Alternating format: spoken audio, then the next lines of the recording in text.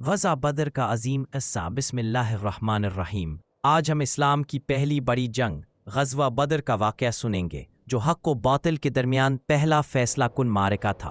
یہ جنگ 17 رمضان 2 ہجری کو پیش آئی۔ ایک طرف اللہ کے رسول صلی اللہ علیہ وسلم اور ان کے 313 جانتھار صحابہ تھے، دوسری طرف ابو جہل اور قریش مکہ کا 1000 کا لشکر تھا۔ ہجرت کے بعد مسلمانوں کو مکہ کے مشرکین کی طرف سے ستایا جا رہا تھا۔ قریش نے ان کے مال چھین لیے تھے اور انہیں مدینہ میں بھی سکون سے رہنے نہیں دیا۔ اسی دوران ایک تجارتی قافلہ ابو سفیان کی قیادت میں شام سے مکہ آ رہا تھا، جسے روکنے کے لیے مسلمان نکلے، لیکن ابو سفیان بچ نکلا اور قریش نے جنگ کی تیاری کر لی۔ مسلمانوں کی تعداد صرف 313 تھی، ہتھیار بھی کم تھے، جبکہ کفار 1000 تھے۔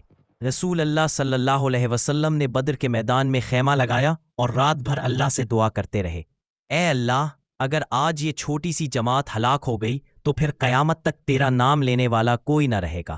جنگ کا آغاز مبارزت یعنی ایک ایک کر کے مقابلہ کرنے سے ہوا۔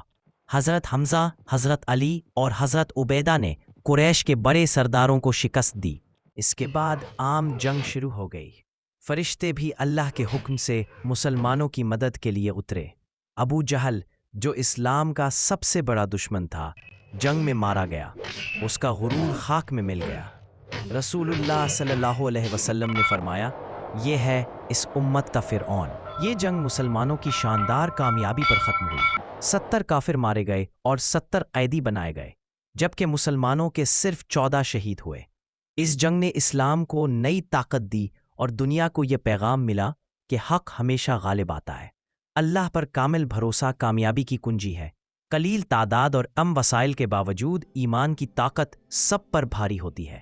یہ بھی سبق ہے کہ غرور و تکبر ابو جہل کی طرح انسان کو ہلاکت میں ڈال دیتا ہے۔